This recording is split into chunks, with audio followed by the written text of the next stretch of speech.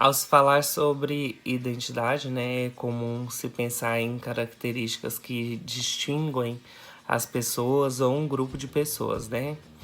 Seus hábitos, seus costumes, suas manifestações artísticas, suas crenças, sua etnia, entre vários outros motivos, né?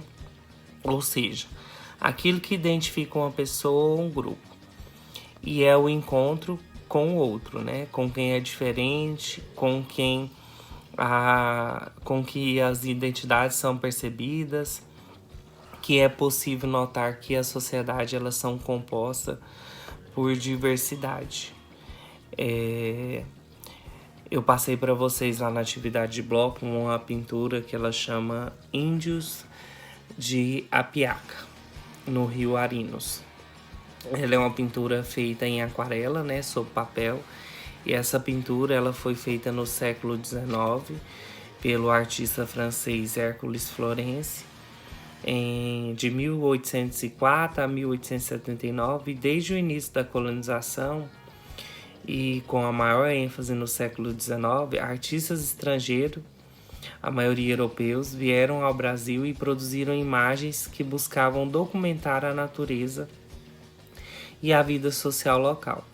Esses artistas hoje eles são conhecidos como viajantes, pois suas viagens ao Brasil surgiram obras que mostram os estrangeiros, especialmente europeus, né, sobre suas visões sobre o que viveram aqui.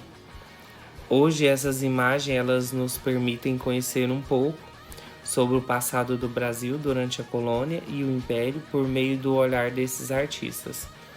Hércules Florence ele chegou ao Brasil em 1824 e logo ele passou a fazer parte da expedição científica que percorreu diversas localidades no país, a expedição Langsdorff, que durou de 1821 até 1829. A pintura a seguir, ela representa os povos Apiaca, né? O povo indígena que vive em territórios da região norte e noroeste do Mato Grosso, no Pará e no Amazonas. O artista, né, ele era minucioso em sua representação de plantas, animais e pessoas. No registro de diferentes povos indígenas, nota-se que sua preocupação em produzir com fidelidade as características de cada um, como fisionomias, cor da pele, as características de cada um. Os corpos, né, corporais, os adereços, além de seu ambiente e seus hábitos. Por sua preocupação com as particularidades de cada povo. É possível reconhecer, né, nas suas obras a diversidade dos povos indígenas, com os quais teve contato, também até por seu interesse em produzir com fidelidade e realidade.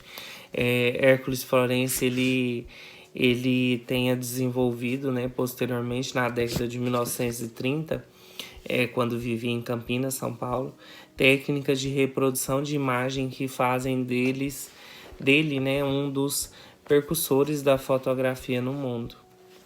Nem todos os artistas estrangeiros que vieram ao Brasil, no entanto, foram viajantes. Alguns se estabeleceram como o francês Jean-Baptiste Debré, né, que é mais conhecido aí como Debré, que passou 15 anos vivendo no Rio de Janeiro, onde produziu uma vasta obra representando os hábitos e costumes, né, da cultura brasileira nesse período. Ele chegou ao país integrando a chamada Missão Artística Francesa, que aportou no Brasil em 1816, trazidos pela corte portuguesa. Esses artistas eles tinham o objetivo de introduzir no Brasil o ensino de arte de origem europeia, que somente se oficializou em 1826, com a criação da Academia Imperial de Belas Artes. Debré ele foi professor de pintura histórica nessa instituição e procurou difundir um ensino baseado no neoclassicismo. Era também um pintor oficialmente da corte, realizando diversas obras que retratam cenas históricas desse momento. Sua obra documenta diversas situações das relações sociais das pessoas, né, desse período, entre os senhores e os escravizados, representando inclusive a forma cruel de punição sofrida por esses.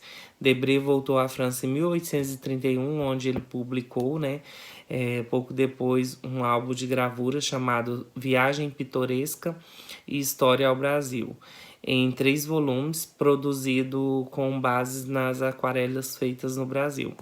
Apesar de serem importantes, né, fontes dessa iconografia do período, as imagens feitas pelo artista, elas são representações feitas a partir de seus olhares de estrangeiro, que expressavam em sua obra sua visão de mundo, seus interesses e preconceitos. O movimento neoclassicista, ele é um movimento cultural, né, que surge na Europa no século XVIII, e ele é predominantemente focado na produção artística até meados do século XIX. Como o nome indica, né, envolvia a retomada dos princípios da arte clássica, da antiguidade grega e do Renascimento, né, surgindo com princípios de equilíbrio, moderação e harmonia. A iconografia, ela é uma descrição, né, iconográfica que se refere aos estudos dessas imagens e temas que elas representam.